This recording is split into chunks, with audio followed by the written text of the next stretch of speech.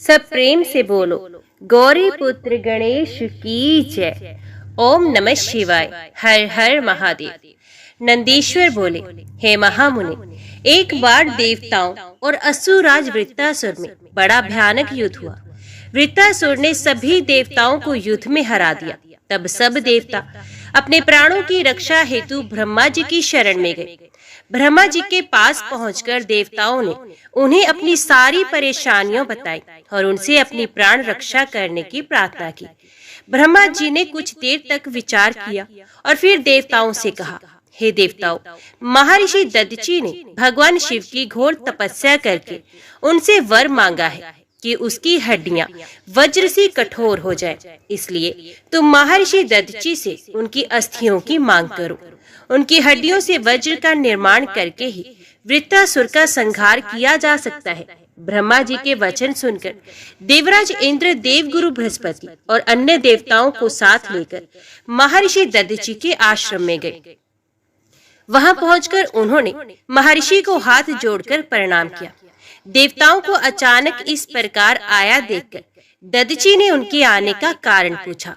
तब देवराज इंद्र ने उनसे कहा, हे महर्षि, आप परम शिव भक्त हैं और शिवजी से मिले वरदान के कारण आपकी हड्डियां वज्र के समान हैं। मुने, हमें अपनी अस्थियां दान करके हमारी रक्षा करें, क्योंकि वृत्तासुर का वध तभी संभव हो सकेगा। महर्षि दधीचि ने मन ही मन को सोचा कि परोपकार से बढ़कर कोई दूसरा कार्य नहीं है। तब देवताओं का कार्य सिद्ध करने के लिए उन्होंने भगवान शिव का स्मरण करते हेतु अपने शरीर को त्याग दिया। देवता उन पर पुष्प वर्षा करने लगे। जब इंद्र को ज्ञात हुआ कि महर्षि ने अपने प्राणों को त्याग दिया है, तो उन्होंने कामधेनु द्वारा महर्षि दधीचि की सब अस्थियां निकाल ली और वे अस्थियां त्वष्टा को देकर उससे वज्र का निर्माण कराने के लिए कहा। देवराज इंद्र की आज्ञा से त्वष्टा देवताओं के शिल्पी विश्वकर्मा के पास गए और उनसे अस्थियों का सुदृढ़ वज्र बनाने के लिए कहा। विश्वकर्मा ने दधीचि की अस्थियों से वज्र का निर्माण किया। इस प्रकार महर्षि दधीचि की अस्थियों से निर्मित वज्र को पाकर देवराज इंद्र बहुत प्रसन्न हुए और असुरराज वृत्तासुर का वध करने के लिए चल दिए। उन्होंने युद्ध भूमि में जाकर वृत्तासुर को ललकारा और अपने वज्र से उस पर कठोर प्रहार कर उसे किसी पर्वत की भांति खंड खंड कर दिया। वृत्तासुर के मरते ही देवताओं की प्रसन्नता की कोई सीमा न रही। ये उत्सव करने लगे, चारों ओर मंगल गान होने लगे तथा देवता इंद्र की स्तुति करने लगे। उधर दूसरी ओर जब महर्षि दधीचि की पत्नी सुवर्चा घर के सारे काम पूरे करके बाहर आई, तो अपने पति को ना देखकर शंकित हो गई। देवता भी वहां नहीं थे। उसे निश्चित हो गया कि उसके पति के साथ देवताओं ने छल किया है। सुवर्चा ने देवताओं को कोसते हुए पशु बनने का शाप दे दिया। अपने मृत पति के पास जाने हेतु सुवर्चा ने जब चिता में प्रवेश चाहा, तभी आकाशवाणी हुई, हे प्राज्ञ, तुम ऐसा मत करो, क्योंकि तुम्हारे उदर में महर्षि का तेज विद्यमान है। शास्त्र कहते हैं कि गर्भवती स्त्री को सती नहीं होना चाहिए। आकाशवाणी सुनकर सुवर्चा आश्चर्यचकित हो गई। उसने वहीं पड़ा हुआ एक पत्थर उठा लिया, जिससे अपना गर्भ विदीर्ण कर दिया। उसके गर्भ से एक महादिव्य शरीर वाला परम कांतिवान बालक उत्पन्न हुआ। ये भगवान शिव का ही रूप था। अपने पुत्र को पाकर देवी सुवर्चा बहुत प्रसन्न हुई, परंतु अगले ही पल उन्हें अपने पति का वियोग सताने लगा। सुवर्चा ने अपने पुत्र को चूमा और अगले ही पल उसे पीपल वृक्ष के मूल में लिटा दिया और बोली, हे पुत्र, तुम इसी वृक्ष के नीचे निवास करो और सभी मनुष्यों के साथ प्रेम का व्यवहार करो। ये कहकर सुवर्चा समाधि लेकर अपने पति के पास चले गई। देवी सुवर्चा समाधि लेकर शिवलोक पहुंची और अपने पति के साथ आनंद पूर्वक निवास करने लगी। उधर दधीचि मुनि के पुत्र को भगवान शिव का अवतार जानकर ब्रह्मा जी, श्री हरि, विष्णु, इंद्र आदि सब देवता वहां आए और उस बालक को वहां पाकर बहुत प्रसन्न हुए। ब्रह्मा जी ने उसके जात संस्कार विधि पूर्वक संपन्न करके उस बालक का नाम पिपलाद रखा। उस समय देवताओं ने बहुत उत्सव किया, फिर अपने लोक को चले गए। पिपलाद बहुत समय तक उसी वृक्ष के मूल में तपस्या करते रहे और मनुष्यों के हित के लिए कार्य करते रहे। हे सनंत कुमार जी, एक दिन ददची पुत्र ऋषि पिप्पलाद पुष्पभद्र नामक नदी में स्नान कर रहे थे। तभी उनकी दृष्टि एक सुंदर मनोहर युवती पर पड़ी। वे युवती भगवान शिव का ही अंश थी। उसे देखकर मुनि पिप्पलाद मोहित हो गए और उसे प्राप्त करने की इच्छा करने लगे। उन्हें ज्ञात हुआ कि वे परम सुंदरी राजा अरण्य की पुत्री है। ये जानकर मुनि पिप्पलाद राजा अरण्य के घर पधारे और उनसे उनकी पुत्री का हाथ मांगा। ऋषि की बातें सुनकर राजा सोच में डूब गए। मैं अपनी प्रिय पुत्री, जो कि सदैव राजसी ठाठ बाट से रही है, को कैसे एक योगी के साथ ब्याह दूं, जिसके ना कोई रहने का ठिकाना, ना कोई खाने पीने का ठिकाना है। इस प्रकार राजा अरण्य को सोच में डूबा देखकर ऋषि पिप्पलाद को क्रोध आ गया और वे राजा से बोले, हे राजन, तुम मुझे अपनी कन्या खुशी से सौंप दो, अन्यथा मैं तुम्हें तुम्हारे राज्य सहित भस्म कर दूंगा। मुनि की बातें सुनकर राजा अरण्य भयभीत हो गए। उन्होंने अपने राज्य और प्रजा की रक्षा हेतु अपनी पुत्री पद्मा का विवाह सहर्ष मुनि पिप्पलाद से कर दिया। प्रसन्न होकर मुनि पिप्पलाद अपनी पत्नी को साथ लेकर आश्रम पहुंचे और आनंद पूर्वक वहां रहने लगे। ऋषि पत्नी पद्मा ने अपने पति की बहुत सेवा की। वे हमेशा मन, वचन और कर्म से अपने पति की सेवा में लगी रहती थी। उसे ऋषि को 10 महात्मा और तपस्वी पुत्रों की प्राप्ति हुई। मुनि पिप्पलाद ने अनेक लीलाएं की। उन्होंने संसार में किसी से भी निवारण ना होने वाली शनिश्चर की पीड़ा को हरने का प्रयत्न किया। ऋषि ने अपने अनुयायी शिष्यों को ये वरदान दिया कि जन्म से लेकर 16 वर्ष तक की आयु वाले शिव भक्त मनुष्यों को शनि की पीड़ा नहीं हो सकती। यदि शनि मेरे इस वचन को झुठलाने के लिए ऐसा करेगा तो भस्म हो जाएगा। इसलिए शनि का प्रकोप कभी भी 16 वर्ष की आयु से कम के मनुष्य पर नहीं पड़ता है। तात मनुष्य रूप धारण करने वाले ऋषि पिप्पलाद का ये चरित्र मैंने तुम्हें सुनाया है। ये उत्तम चरित्र निर्दोष, स्वर्गप्रद, कुग्रह जनित दोषों का नाश करने वाला, मनोरथ पूर्ण करने वाला तथा शिव भक्ति में वृद्धि करने वाला है। हे मुनीश्वर, पूर्व समय में नंदी नामक गांव में महानंदा नाम की एक वैश्या रहती थी। समस्त ऐश्वर्यों से संपन्न होने पर भी वे भगवान शिव की परम भक्त थी। वे नित्य भगवान शिव पार्वती का पूजन करती। महानंदा शिव भक्ति रस में इतना डूब जाती कि घंटों घंटों तक भक्ति भाव में उनके भजनों को गाती रहती। इस भक्ति भाव में जब वे भजन गाती तो उसका मुर्गा और बंदर भी नाच नाच कर साथ देते। एक दिन भगवान शिव ने महानंदा की परीक्षा लेने के लिए एक वैश्य का रूप धारण किया और उसके दरवाजे पर पहुंच गए।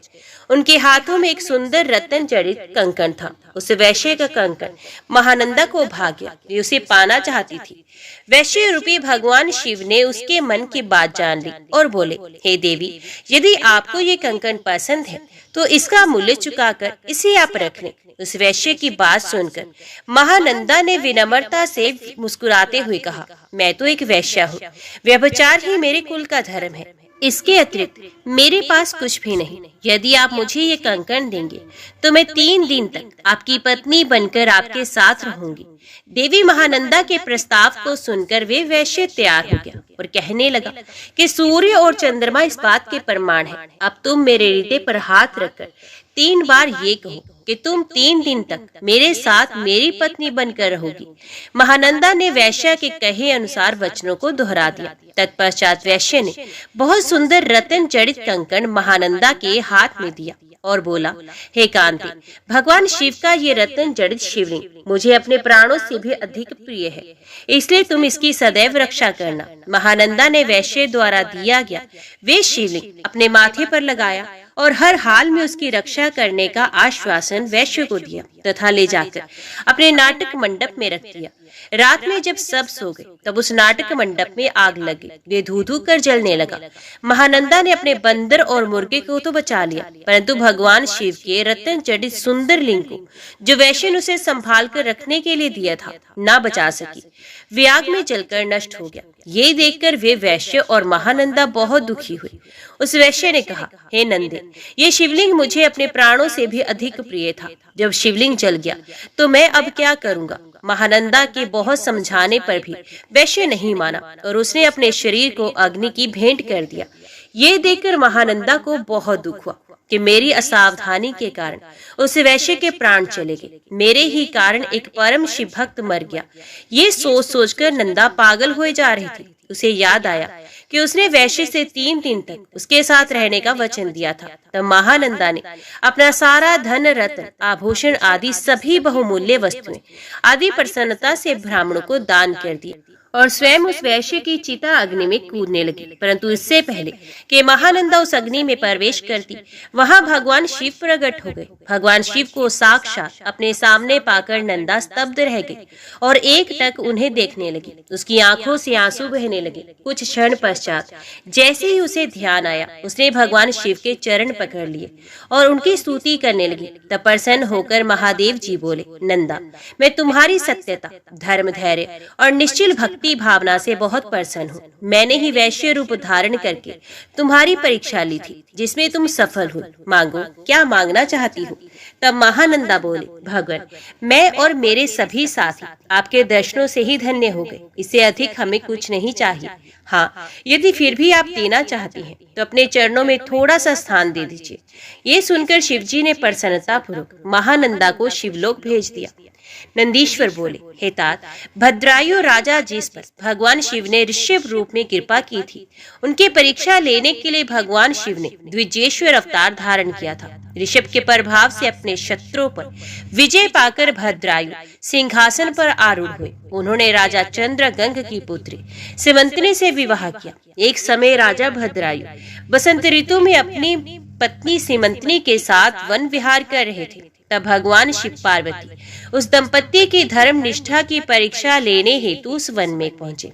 महान लीलाधारी भगवान शिव और पार्वती जी ने ब्राह्मण ब्राह्मणी का रूप धारण किया और अपनी माया से रचित सिंह से भयभीत होते हुए राजा भद्रायु की शरण में गए और उनसे अपनी प्राण रक्षा करने हेतु प्रार्थना करने लगे। उस ब्राह्मण दंपति की रक्षा हेतु राजा भद्रायु ने तुरंत धनुष बाण उठा लिया और बाणों से उसे घायल करना चाहा, परंतु उस सिंह पर कोई प्रभाव ना पड़ा। उसने झपट कर ब्राह्मणी को पकड़ लिया।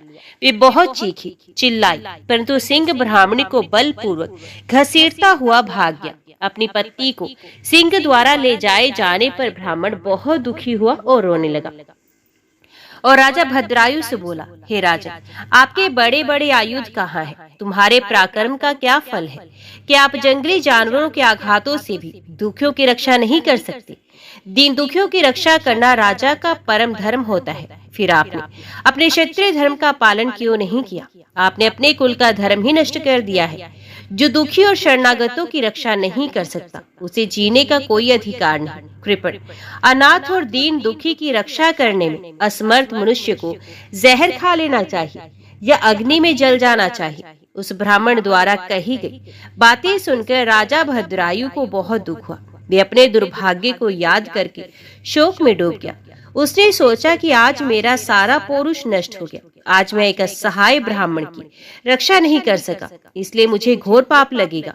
मेरे कारण ब्राह्मण भी शोकाकुल हो गया। उसकी स्त्री को भी सिंह ले गया। पता नहीं उसने उसका क्या किया होगा। मुझे अपने पापों का कम करने के लिए उस ब्राह्मण देवता को प्रसन्न करना होगा। ये सोचकर राजा भद्रायु उस ब्राह्मण के चरणों में गिर पड़े और बोले, हे ब्राह्मण, मुझे क्षमा कर दीजिए।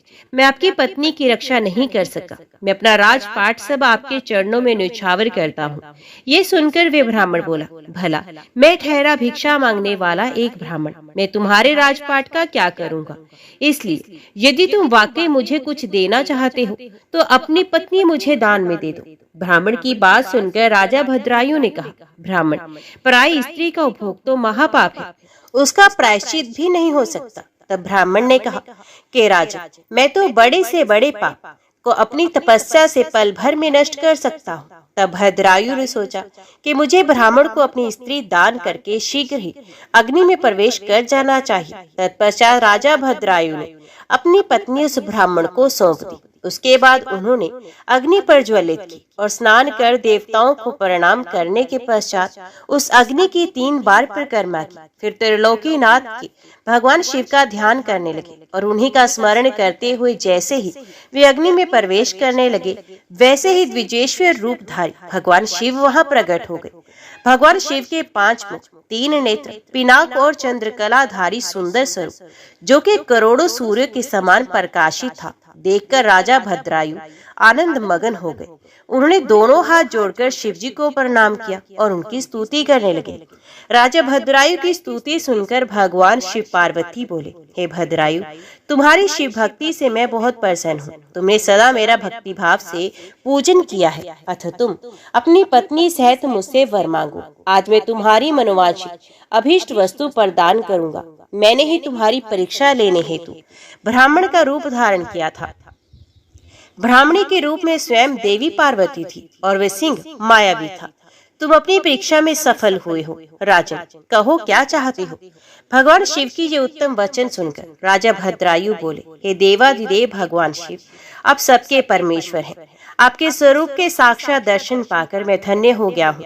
मैं सुकुटुम्ब आपके श्री चरणों की भक्ति करना चाहता हूँ। मैं, मेरी रानी, मेरे माता पिता आपके सेवक बनकर आपके श्री चरणों में रहे। रानी कीर्ति मालिनी ने भी अपने माता पिता के लिए भगवान शिव का लोक मांगा। दोनों को वरदान देकर महादेव जी पार्वती सहित अंतर ध्यान हो गए। राजा रानी अपने नगर लौट आए। फिर 10,000 वर्षों तक राज्य करने के पश्चात वे दोनों भगवान शिव के धाम को गए। इस परम पवित्र पाप नाशक कथा को जो कोई सुनता अथवा पढ़ता है, उसे इस लोक में सब भोग ऐश्वर्य प्राप्त होते हैं तथा अंत में भगवान शिव के लोक को जाता है। हे मुनीश्वर, अर्बुदाचल पर्वत के पास भील वंश उत्पन्न आहुक नाम का एक भील रहता था। उसकी पत्नी का नाम आहुका था। वे बहुत पतिव्रता थी। वे दोनों पति पत्नी भगवान शिव के परम भक्त थे। एक दिन वे शिव भक्त भील भोजन की तलाश में बहुत दूर निकल गया। संध्या के समय भगवान शिव सन्यासी का रूप धारण करके उसकी परीक्षा लेने आए। वे भील भी शिकार से घर लौट आया था। तब यति रूप में शिवजी उनके घर पहुंचे। भील ने उनका विधि पूर्वक पूजन किया। इस पर यतिनाथ बोले, हे भील, मैं रास्ते से भटक गया हूँ और आसपास जाने का मार्ग भी नहीं पता चल रहा, क्योंकि शाम हो चुकी है। अतएव आप मुझे रात्रि के लिए आश्रय दीजिए। सुबह होते ही मैं यहाँ से चला जाऊंगा। यतिनाथ के वचन सुनकर भील बोला, स्वामी, मेरे घर में तो बहुत थोड़ा सा स्थान है, आप यहाँ कैसे रह पाएंगे। भील की बात सुनकर वे चलने लगा। तब भीलनी ने भील से कहा, स्वामी, ये मुनि हमारे अतिथि हैं। अतिथि तो भगवान का ही रूप होते हैं, इसलिए आप इन्हें यही रहने दीजिए। आप दोनों घर में रहना और मैं बाहर रह जाऊंगी। अपनी पत्नी के वचन सुनकर भील बोला कि तुम घर के भीतर रहो, मैं बाहर रह जाऊंगा। ये कहकर वे भील घर से बाहर आ गया और बैठ गया। प्रातः काल जब वे सन्यासी और भीलनी घर से बाहर निकले तो उन्हें पता चला कि भील को जंगली पशुओं ने खा लिया है। ये देखकर वे दोनों बहुत दुखी हुए। तब वे सन्यासी बोला कि मेरी वजह से तुम्हारे पति की मृत्यु हो गई है। हे देवी, मुझे क्षमा कर दीजिए। तब वे भीलनी कहने लगी, आप दुखी ना हो। अतिथि की रक्षा करना हमारा धर्म है और मेरे पति ने तो अपना धर्म निभाया है। ये कहकर उसे भीलनी ने चिता तैयार की और उसमें अग्नि प्रज्वलित कर सती होने लगी। उसी क्षण भगवान शिव वहां प्रकट हो गए और बोले, तुम धन्य हो, मैं तुम पर प्रसन्न हूँ। तुम अपनी इच्छा अनुसार वर मांगो, मैं तुम्हारी इच्छा अवश्य पूरी करूंगा। देवाधिदेव महादेव जी को इस प्रकार सामने पाकर भीलनी बहुत प्रसन्न हुई और शिव जी की स्तुति करने लगी। बहुत कहने पर जब भीली ने कुछ नहीं मांगा, तब भगवान शिव बोले, अगले जन्म में मैं हंस रूप में प्रकट होऊंगा। तुम विदर्भ नगर में भीमराज की पुत्री दमयंती के रूप में जन्म लोगी। उस समय ये भील निषाद देश का राजपुत्र होगा। उसके पिता वीरसेन होंगे और उस जन्म में उसका नाम नल होगा। तब हंस रूप में मैं तुम दोनों अर्थात नल दमयंती का मिलन कराऊंगा। उस समय तुम समस्त राजभोग भोगने के पश्चात मोक्ष को प्राप्त होगे। ये कहकर भगवान शिव वही लिंग रूप में स्थित हो गए। भील के धर्म के प्रति अचल रहने के कारण वे लिंग अचलेश नाम से जगत प्रसिद्ध हुआ। अगले जन्म में भील नल भीलनी दमयंती बने और भगवान यतिनाथ शिव ने हंस रूप में जन्म लिया और उनके पूर्व जन्म के पुण्य से प्रसन्न होकर उन्हें सुख प्रदान किया। हे सनत कुमार जी, इक्ष्वाकु वंश में श्राद्ध देव की 9वीं पीढ़ी में राजा नभग का जन्म हुआ और उनके पुत्र नाभाग हुए। नाभाग के पुत्र रूप में अम्बरीश का जन्म हुआ। ये परम विष्णु भक्त थे। अम्बरीश के पितामह नभग को स्वयं भगवान शिव ने ज्ञान दिया था। एक समय की बात है जब नभग गुरुकुल में शिक्षा ग्रहण करने गए हुए थे। उस समय उनके भाइयों ने राज्य का विभाजन कर लिया और नभग के भाग को भी हड़प लिया, अपने राज्य में मिला लिया। शिक्षा ग्रहण करने के पश्चात जब वे गुरुकुल से लौटे तो उन्होंने अपना भाग मांगा, परंतु उनके भाइयों ने कहा कि हमने तुम्हारा हिस्सा किया ही नहीं था। अब जो मांगना चाहते हो वे तुम पिताजी से मांगो। कुछ भी अपने भाइयों के स्वार्थी वचनों को सुनकर नभग को बहुत दुख हुआ। वे अपने पिता के पास गए, उन्हें सब कुछ बताया। पिता उन्हें धैर्य बंधाते हुए बोले, तुम्हारे भाइयों ने तुम्हारे साथ छल किया है। बेटा, तुम बुद्धिमान हो और अपनी जीविका का स्वयं प्रबंध कर सकते हो। इन दिनों ब्राह्मण अंगिरस का एक बहुत बड़ा यज्ञ कर चल रहा है, परंतु छठे दिन उनके यज्ञ में अवश्य ही कोई भूल होगी और यज्ञ पूरा नहीं हो पाएगा। तुम महाविद्वान हो, वहां यज्ञ में जाकर तुम उन्हें उपदेश देना। विश्वदेव संबंधी सूक्तों को पढ़कर उनका यज्ञ पूरा हो जाएगा और वे ब्राह्मण स्वर्ग को चले जाएंगे। स्वर्ग जाते समय वे ब्राह्मण अपना बचा हुआ सारा धन तुम्हें दान में दे जाएंगे, जिससे तुम्हें अपार धन की प्राप्ति होगी। अपने पिता की बताई बातों को मानकर वे तुरंत उस स्थान की ओर चलती जहाँ वे उत्तम यज्ञ चल रहा था। वहां पहुंचकर नभग ने उन सूक्तों का स्पष्ट उच्चारण किया जो अंगिरस ब्राह्मण का यज्ञ पूर्ण हो गया। वहां उपस्थित सभी ब्राह्मण अपना सारा धन नभग को सौंपकर स्वर्ग चले गए। जैसे ही नभग उस धन को लेने लगे, जहाँ वहां शिवजी कृष्ण दर्शन रूप में प्रकट हो गए। वे बोले, हे नभग, तुम ये धन नहीं ले सकते क्योंकि ये धन मेरा है, इस पर मेरा अधिकार है। उत्तर देते हुए नभग बोले, ये सारा धन ऋषि मुझे देकर गए हैं, इसलिए ये मेरा है। इस प्रकार उन दोनों में वाद विवाद होना शुरू हो गया। तब कृष्ण दर्शन ने कहा, हम दोनों आपके पिता मनु श्राद्धदेव के पास चलते हैं। वे जो भी निर्णय देंगे वे मुझे मान्य होगा। इस प्रकार नभग और श्री कृष्ण दर्शन मनु श्राद्धदेव के पास अपना विवाद सुलझाने के लिए पहुंचे। उनकी बातें सुनकर श्राद्धदेव ने अपने पुत्र नभग से कहा, हे पुत्र, इस यज्ञ की सभी वस्तुएं देवादिदेव भगवान शिव की हैं। यदि वे अपनी कृपा करें तो वे तुम पा सकते हो। तुम उनकी स्तुति करो, वे तुम्हारे अपराध को अवश्य ही क्षमा करेंगे। भगवान शिव ही अखिलेश्वर और यज्ञ के अधिष्ठाता है। ब्रह्मा विष्णु सहित सभी देवता, सिद्ध और ऋषिगण उनकी आज्ञा से ही कार्य करते हैं। ये कहकर श्राद्धदेव ने अपने पुत्र को लौटा दिया। नभग पुनः यज्ञ भूमि में पहुंचे और भगवान शिव की हाथ जोड़कर स्तुति करने लगे। उन्होंने क्षमा याचना की।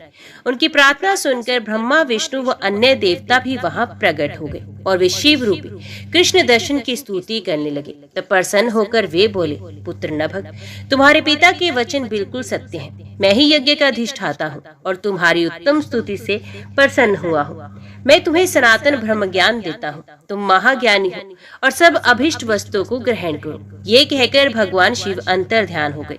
सब देवता भी उनके गुणों का गान करते हुए अपने अपने धाम को चले गए। श्राद्धदेव भी नभग के साथ अपने घर को चले गए। इस लोक में अनेक सुखों को भोगकर मृत्यु के उपरांत वे शिवलोक वासी हुए। इस प्रकार मैंने भगवान शिव की कृष्ण दर्शन नामक अवतार का वर्णन किया है। इसे सुनने अथवा पढ़ने से सभी प्रकार के लौकिक और पारलौकिक मनोवांछित फलों की प्राप्ति होती है।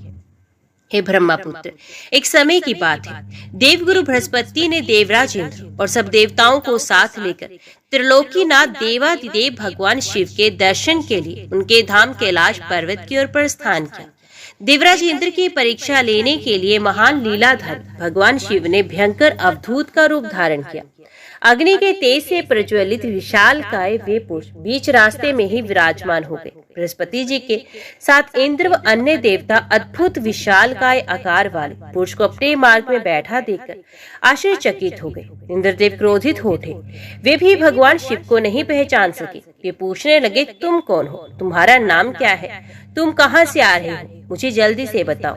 भगवान शिव क्या अपने स्थान पर विराजमान हैं या फिर कहीं गए हुए हैं? मैं देवगुरु व अन्य देवताओं के साथ कल्याणकारी परमेश्वर के दर्शनों के लिए यहाँ आया हूँ। उनकी ऐसी बातों और प्रश्नों को सुनकर वे अद्भुत रूप धारण किए। शिवजी ने कोई उत्तर नहीं दिया। देवराज ने दोबारा पूछा। शिवजी फिर चुप रहे। देवराज इंद्र के बार बार पूछने पर भी महायोगी शिवजी कुछ ना बोले। तब देवराज अपने ऐश्वर्य के घमंड के कारण क्रोधित हो उठे और जोर से चिल्लाते हुए बोले, ओ मूर्ख, मेरे बार बार पूछने पर भी तू कोई उत्तर नहीं देता है। अब मैं तुझे तेरी करनी का फल देता हूँ, तुझ पर अपना वज्र का प्रहार करता हूँ, देखता हूँ तुझे आज मुझसे कौन बचाता है। ये कहकर देवराज इंद्र ने अपने हाथ में वज्र उठा लिया और शिवजी पर प्रहार करने लगे, लेकिन भगवान शिव ने इंद्र को वहीं जड़ कर दिया। उनका हाथ अपने स्थान से हिल ना सका। अब तो इंद्र क्रोध में अपना आपा खो बैठे। ये दृश्य देखकर देवगुरु बृहस्पति भगवान शिव को तुरंत पहचान गए। उन्होंने जान लिया कि देवराज को इस प्रकार उनके स्थान पर जड़ करने वाले स्वयं देवाधिदेव महादेव जी हैं। वे हाथ जोड़कर भगवान शिव की स्तुति करने लगे। फिर उन्होंने शिव जी से देवराज इंद्र के अपराध को क्षमा करने की प्रार्थना की। बृहस्पति जी बोले, भगवान अपने नेत्र से निकली हुई ज्वाला से इंद्र की रक्षा करो, उसे जीवन दान दो। तब भगवान शिव बोले, क्रोध में निकली इस ज्वाला को मैं वापस नहीं ले सकता। शिव जी के इन वचनों को सुनकर बृहस्पति जी बोले, आप इस ज्वाला को कहीं और स्थापित कर दीजिए।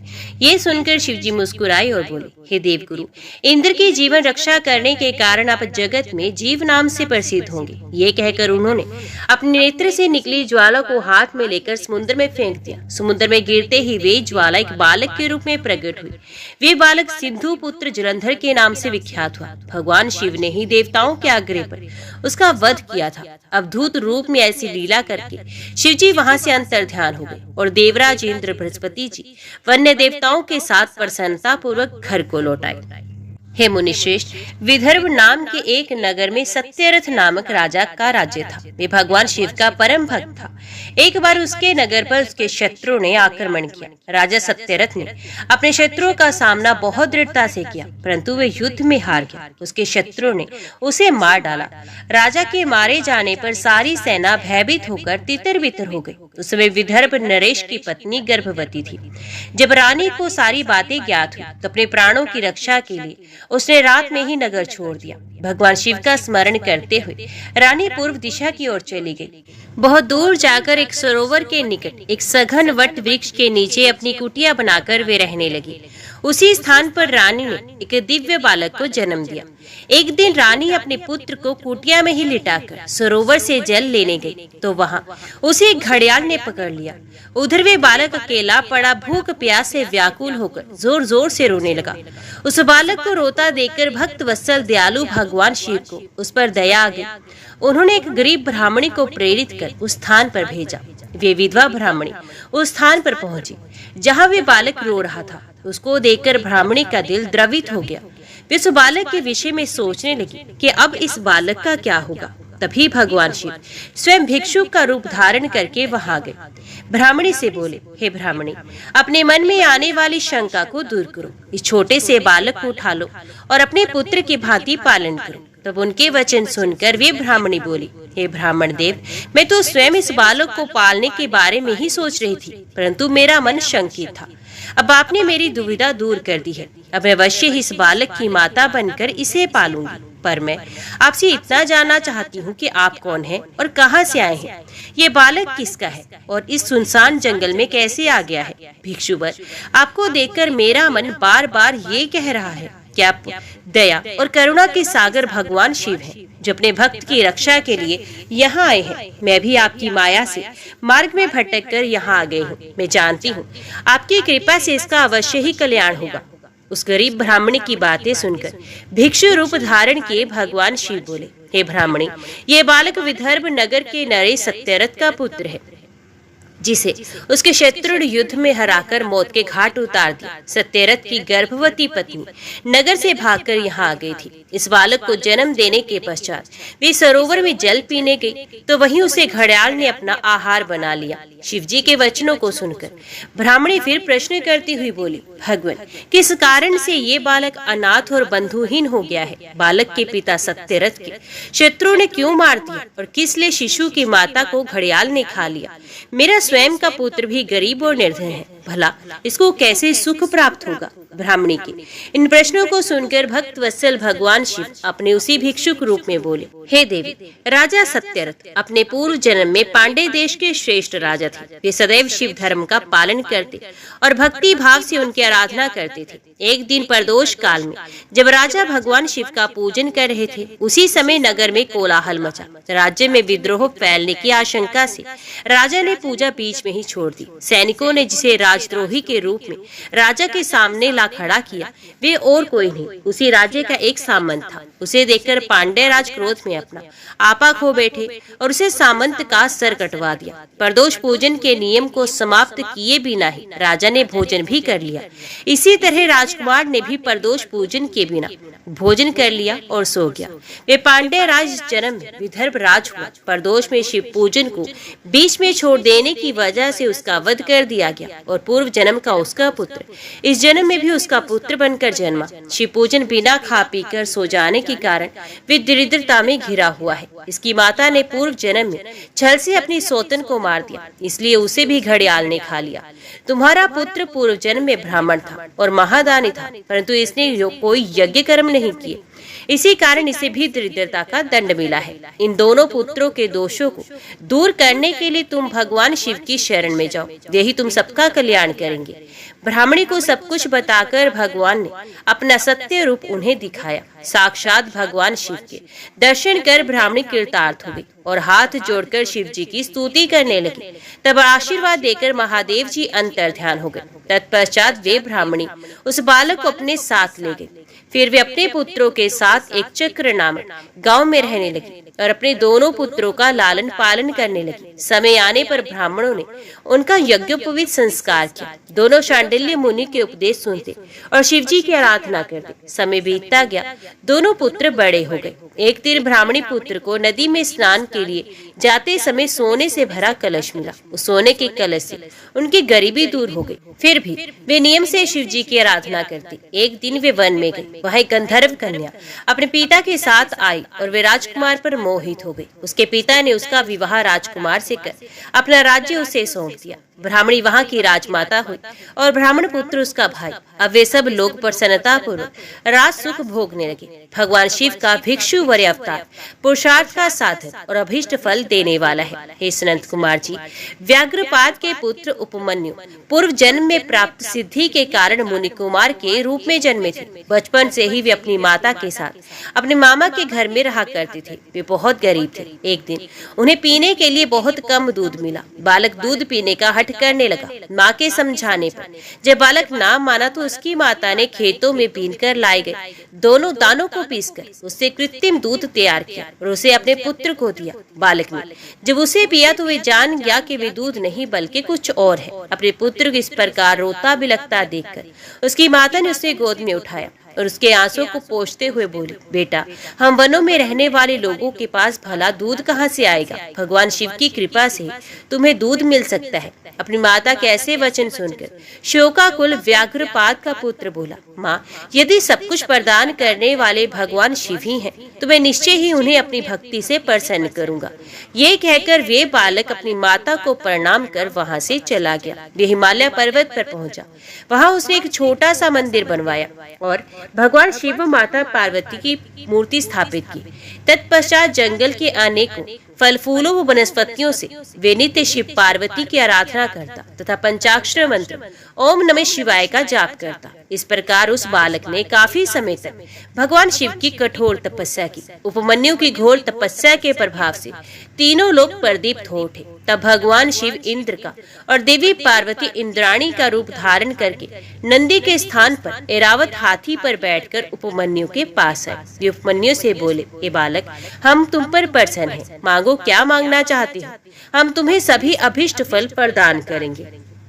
उनके वचन सुनकर उपमन्यु बोले, यदि आप मुझ पर प्रसन्न होकर कुछ देना ही चाहते हैं तो मुझे भगवान शिव की भक्ति प्रदान कीजिए।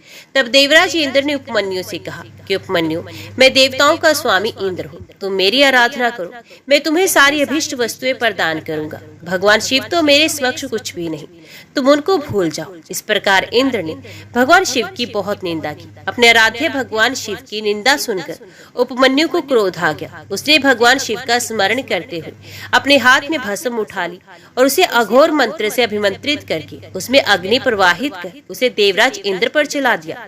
लेकिन वहां तो सारा दृश्य ही बदल गया। तब इंद्र रूप धारण किए भगवान शिव ने उपमन्यु को अपने परमेश्वर रूप के साक्षात दर्शन दिए। शिव में ही समस्त सृष्टि समाई है, ऐसा उपमन्यु ने देखा। भगवान शिव बोले, हे उपमन्यु, मैं तुम्हारा पिता और देवी पार्वती तुम्हारी माता है। हम तुम्हारी आराधना से बहुत प्रसन्न हैं। मैं तुम्हें सनातन कुमारत्व प्रदान करता हूँ। मैं दूध, दही और शहद अन्य भोज्य पदार्थों का खजाना तुम्हें देता हूँ। तुम अमरता को प्राप्त होगे और तुम्हें मेरे गणों का आधिपत्य मिलेगा। इस प्रकार शिव जी ने उपमन्यु को अनेक दिव्य वर प्रदान किए। तत्पश्चात भगवान शिव पार्वती वहां से अंतर ध्यान हो गए। फिर उपमन्यु ने घर आकर अपनी माता को सारी बातें बताई, जिसे सुनकर उसकी माता बहुत प्रसन्न हुई। जिसे भगवान शिव के दर्शन हो गए हों, उसे और क्या कुछ चाहिए। तात, इस प्रकार भगवान शिव के सुरेश्वर अवतार की उत्तम कथा मैंने तुम्हें सुनाई। ये कथा सुख देने वाली तथा पापों को दूर कर मनोवांछित फल देने वाली है। इसे सुनने अथवा पढ़ने से सुखों की प्राप्ति होती है और अंत में अर्थात मृत्यु के उपरांत शिवलोक में निवास होता है। हे महामुने, प्रजापति दक्ष की पुत्री सती ने जब अपने पिता द्वारा होने वाले यज्ञ में अपने पति देवादिदेव महादेव जी का अपमान होते हुए देखा, तो वहीं उसी यज्ञ में उन्होंने अपने प्राणों को त्याग दिया। तत्पश्चात वे गिरिराज हिमालय के यहाँ पार्वती के नाम से जन्मी। अपनी सखियों के साथ वन में विहार करती पार्वती के मन में देवऋषि नारद ने भगवान शिव को पाने की ललक जगाई। इस कार्य की सिद्धि के लिए देवी पार्वती ने भगवान शिव की आराधना और तपस्या करना शुरू कर दिया। जब भगवान शिव को उनकी इस उत्तम तप की सूचना मिली, तो उन्होंने पार्वती जी के पास सप्तऋषियों को भेजा। सप्तऋषियों ने वहां जाकर देवी पार्वती की परीक्षा ली और भगवान शिव के पास लौट आए। शिव जी को प्रणाम कर उन्होंने वहां का सारा समाचार कह सुनाया। सप्तऋषियों से देवी पार्वती की तपस्या के विषय में जानकर त्रिलोकीनाथ भगवान शिव ने स्वयं उनके परीक्षा लेने का निर्णय किया। शिव जी ने वृद्ध ब्रह्मचारी का वेश बनाया और पार्वती जी के आश्रम की ओर चल दी। अपने द्वार पर एक वृद्ध ब्राह्मण ब्रह्मचारी को आया देखकर देवी पार्वती ने उनको आसन पर बिठाया और उनका पूजन आराधन करने के पश्चात उनका आतिथ्य किया। तत्पश्चात वे उनसे पूछने लगी, हे महात्मा, आप कौन हैं और कहाँ से आए हैं? तब उन मुनि ने उत्तर दिया, हे देवी, मैं तो स्वच्छंद विचरण करने वाला एक साधारण तपस्वी हूँ। मैं सदा मानव सेवा में लगा रहता हूँ, दूसरों को सुख देने का कार्य करता हूँ। देवी, आप मुझे बताइए, आप कौन हैं और इतनी कम उम्र में सब सुखों को त्याग कर इस निर्जन वन में क्यों तपस्या कर रही हैं? तब देवी पार्वती उन ब्रह्मचारी रूप धारण किए भगवान शिव के प्रश्नों का उत्तर देते हुए बोली, हे मुने, मैं गिरिराज हिमालय और देवी मैना की पुत्री पार्वती हूँ। मैंने भगवान शिव को अपना सर्वस्व समर्पित कर दिया है। उन्हीं को अपने पति के रूप में पाने की इच्छा मन में लेकर मैं शिव जी की तपस्या कर रही हूँ, ताकि वे मुझ पर अपनी कृपा दृष्टि कर मुझे कृतार्थ करें। देवी पार्वती के वचन सुनकर वे मुनि बोले, हे देवी, तुमने सारे देवताओं को, जो कि अत्यंत सुंदर, सजीले और ऐश्वर्य संपन्न हैं, छोड़कर उस वैरागी, विक्रात्मा, जटाधारी भगवान शिव को अपने वर के रूप में चुना है। ये सदा अकेले रहते हैं और इधर उधर भटकते रहते हैं। इस प्रकार वे ब्रह्मचारी भगवान शिव की बहुत निंदा करने लगा। उस ब्रह्मचारी के मुंह से अपने आराध्य भगवान शिव की निंदा सुनकर पार्वती को बहुत क्रोध आया। तब वे बोली, हे मुने, मैंने तो आपको एक योगी तपस्वी जानकर आपकी पूजा और आराधना की थी, परंतु आप तो मूर्ख और धूर्त हैं, जो परमेश्वर शिव के विषय में ऐसे विचार रखते हैं। आपने मेरे सम्मुख भगवान शिव की निंदा करके मुझे भी अपने पाप का भागी बना दिया है और मेरी तपस्या के सारे पुण्य को नष्ट कर दिया है। फिर वे अपनी सखी से बोले, ये ब्राह्मण है, इसलिए हम इसको इनकी करने का फल अर्थात दंड नहीं दे सकते। इससे पूर्व ये फिर हमसे त्रिलोकीनाथ कल्याणकारी भक्त वत्सल देवादिदेव शिव की निंदा करे। हमें ये स्थान छोड़कर चले जाना चाहिए। ये कहकर देवी पार्वती अपनी सखियों के साथ उस स्थान से जाने लगी। तब परमेश्वर शिव ने उन्हें अपने साक्षात शिव स्वरूप के दर्शन दिए, जिस स्वरूप की आराधना पार्वती जी करती थी। उन्हें देखकर पार्वती जी बहुत प्रसन्न हुई और उनकी स्तुति करने लगी। तब भगवान शिव मुस्कुराते हुए बोले, हे देवी, मैं तुम्हारी उत्तम तपस्या से प्रसन्न हूँ। मैं तुम्हारी परीक्षा लेने के लिए ही यहाँ ब्रह्मचारी का रूप धारण करके आया था। मेरे प्रति तुम्हारी श्रद्धा और भक्ति ने मुझे यहाँ आने पर मजबूर कर दिया है। मांगो क्या चाहती हो, मैं तुम्हारी प्रसन्नता के लिए सब अभिष्ट तुम्हें प्रदान करूंगा। भगवान शिव के ये उत्तम वचन सुनकर देवी पार्वती शर्माते हुए बोली, हे भक्तवत्सल, आप तो तीनों लोगों के ज्ञाता है, भला आपसे भी कोई बात छिपी रह सकती है। फिर भी यदि आप मेरे मन की इच्छा जानना चाहते हैं तो मुझे अपनी पत्नी होने का वरदान दीजिए। तब भगवान शिव ने देवी पार्वती को उनका इच्छित वर दिया और उनका पाणी ग्रहण किया। इस प्रकार मैंने आपसे शिव जी के ब्रह्मचारी अवतार का वर्णन किया। ये कथा सुख देने वाली और दुखों को दूर करने वाली है। देवी पार्वती की कठोर तपस्या से प्रसन्न होकर जब भगवान शिव ने उन्हें दर्शन दिए, तब देवी पार्वती ने उनसे उनकी पत्नी बनने का वर मांगा। भगवान शिव ने प्रसन्नता पूर्वक उनका इच्छित वरदान उन्हें प्रदान किया। देवी पार्वती को वरदान देकर शिवजी अंतर ध्यान हो गए और पार्वती जी अपने घर वापस आ गई। वहां आकर उन्होंने अपने माता पिता को सारी बातें बताई। तब उनके घर में प्रसन्नता छा गई और चारों ओर महोत्सव होने लगा। खुश होकर गिरिराज हिमालय ने ब्राह्मणों को बहुत दान दक्षिणा दी, फिर गंगा स्नान करने गए। एक दिन जब गिरिराज हिमालय गंगा स्नान हेतु गए थे, भगवान शिव ने सुंदर नट नर्तक का रूप धारण किया और मैना के घर पहुंच गए। उनके बाएं हाथ में शिवलिंग, दाहिने हाथ में डमरू था। उन्होंने लाल रंग के वस्त्र पहन रखे थे, पीठ पर गुदड़ी टांग रखी थी। ऐसे रूप में वे मैना के घर के आंगन में आकर सुंदर नृत्य एवं गान करने लगे। अपने डमरू को बजाकर वे अनेक प्रकार की लीलाएं दिखाने लगे। नगर के सारे वृद्ध, नर नारी और बच्चे प्रसन्नता पूर्वक उनका नृत्य देख रहे थे। महारानी मैना खुश होकर एक पात्र भरकर स्वर्ण मुद्राएं एवं रत्न नट को देने गई, परंतु नट के रूप में आए भगवान शिव ने उन्हें लेने से इनकार कर दिया और कहा कि यदि आप वाकई प्रसन्न होकर मुझे कुछ देना ही चाहती हैं तो अपनी पुत्री पार्वती का हाथ मेरे हाथ में दे दीजिए। उस नट नृत्य की बात सुनकर देवी मैना को बहुत क्रोध आया और वे नट को बुरा भला कहने लगी।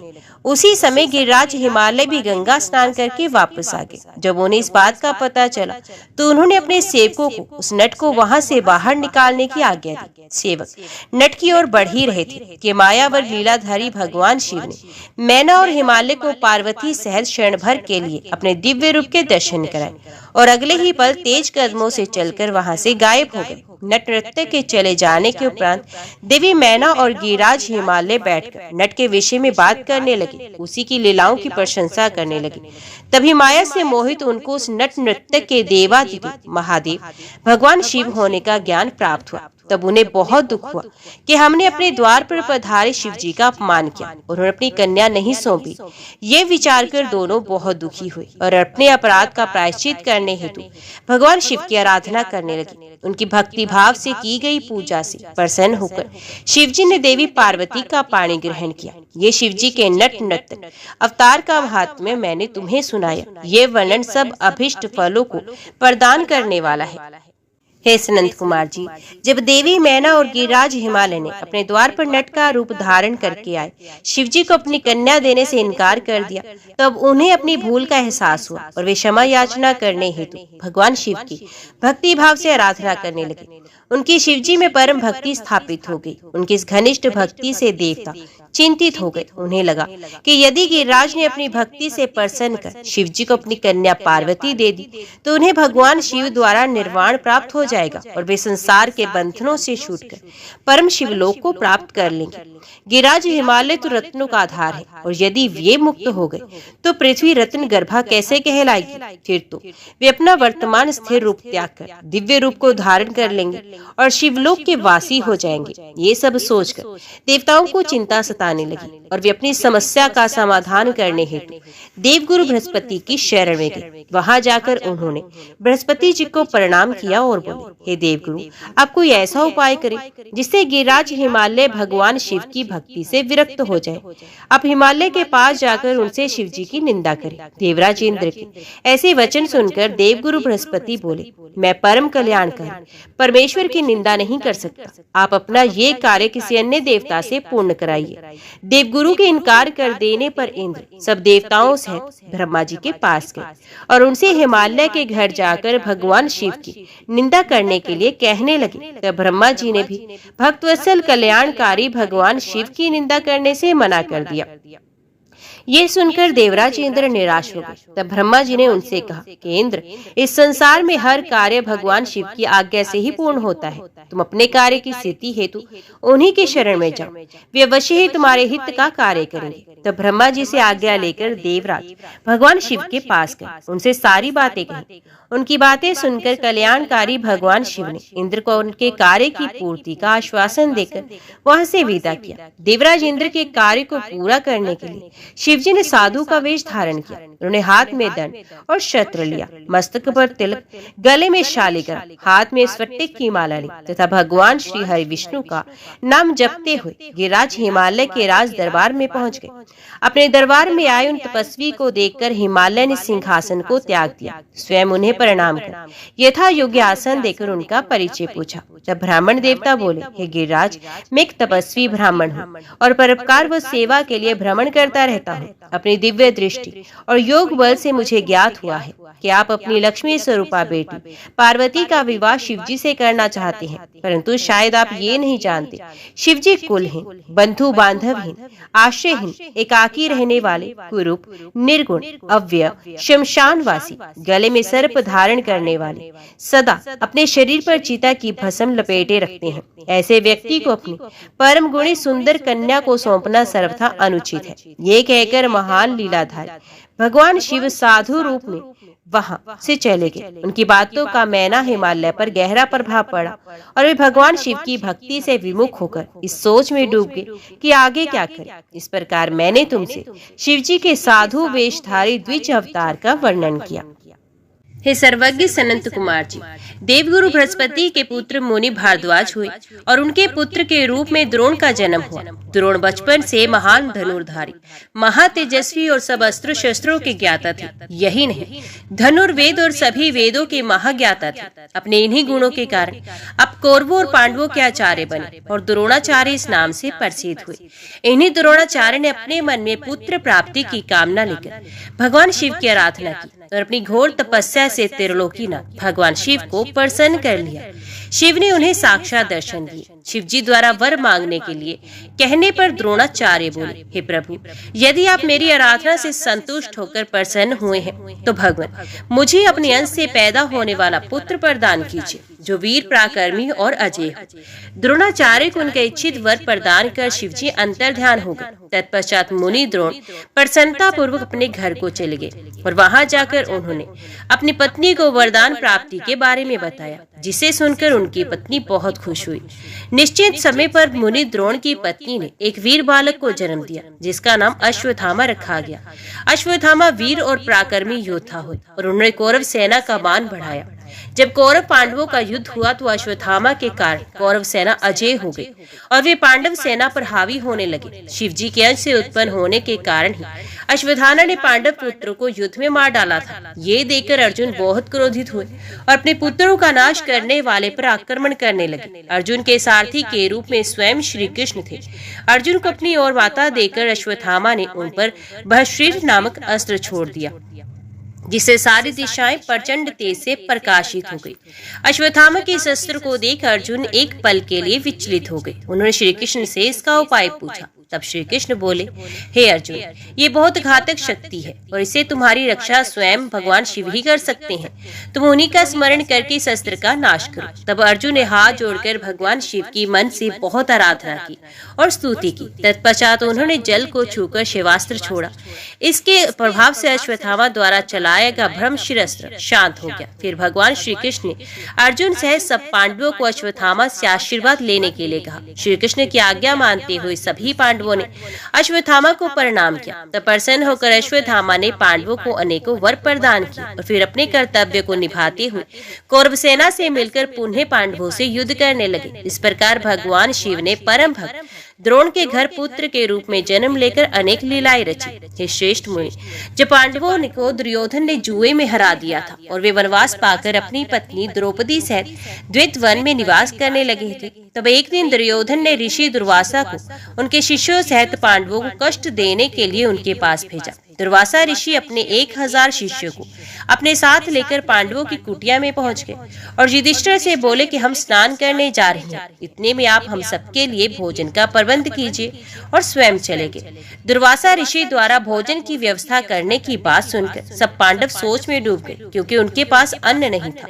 तब देवी द्रौपदी ने भगवान श्री कृष्ण का स्मरण किया और तुरंत वो वहां आ गए। वहां उन्होंने पांडवों की रसोई में बचे अन्न के एक दाने को खाया, जिससे वे स्वयं भी तृप्त हुए और दुर्वासा और उनके शिष्यों का पेट भी भर गया और वे वहीं से लौट गए। इस प्रकार श्री कृष्ण ने पांडवों पर आए इस संकट को दूर किया। फिर पांडवों को भगवान शिव की आराधना करने के लिए कहकर वे स्वयं द्वारका चले गए। एक दिन जटाजूट धारण किए, गले में रुद्राक्ष की माला पहने, भस्म लगाए, व्यास जी ओम नमः शिवाय पंचाक्षरी मंत्र का जाप करते हुए पांडवों की कुटिया में पधारे। व्यास मुनि शिवजी के प्रेम में मगन तेज पुंज से आलोकित थे। उन्हें पधारा देखकर पांडवों ने उन्हें प्रणाम किया और आसन पर बिठाकर उनकी पूजा अर्चना की। तब महामुनि प्रसन्न होकर बोले, हे पांडवों, तुम सत्य और के मार्ग पर चलने वाले हो और सदा ही धर्म का पालन करते हो। महाराज धृतराष्ट्र ने तुम्हारे साथ पक्षपात किया और तुम्हारा राज्य दुर्योधन ने छल करके तुमसे छीन लिया है। जैसा बीज बोया जाता है, अंकुर भी उसी का निकलता है। अधर्म और सत्य का मार्ग अपनाने वालों का कभी कल्याण नहीं होता। तुम सत्य और धर्म के मार्ग पर चल रहे हो, इसलिए निश्चय ही तुम्हारा कल्याण होगा। महामुनि व्यास के वचनों को सुनकर युधिष्ठिर बोले, हे नाथ, हमारे कष्टों को दूर करने के लिए कोई मार्ग बताइए। श्री कृष्ण जी ने हमें कल्याण कर देवादिदेव महादेव जी की आराधना करने के लिए कहा था। आप हमें शिव भक्ति का उपदेश दीजिए। युधिष्ठिर के वचन सुनकर महामुनि व्यास बोले, हे पांडवों, निश्चय ही श्री कृष्ण ने सत्य कहा था। भगवान शिव अपने भक्तों के दुखों को दूर करने वाले तथा उनकी रक्षा करने वाले हैं। तत्पश्चात व्यास जी ने उन्हें शिवजी के पूजन का विधान बताया। फिर बोले, तुम सदा धर्म के मार्ग पर चलना, इससे तुम्हारे कार्यों की सिद्धि होगी। ये कहकर महामुनि व्यास वहां से चले गए। तत्पश्चात व्यास जी के दिखाए मार्ग पर चलते हुए पांडव शिवजी की आराधना करने लगे। अर्जुन इंद्रकील नामक पर्वत के पास गंगा नदी के तट पर जाकर भक्त वत्सल कल्याणकारी भगवान शिव की आराधना करने लगे। ओम नमः शिवाय। हर हर महादेव।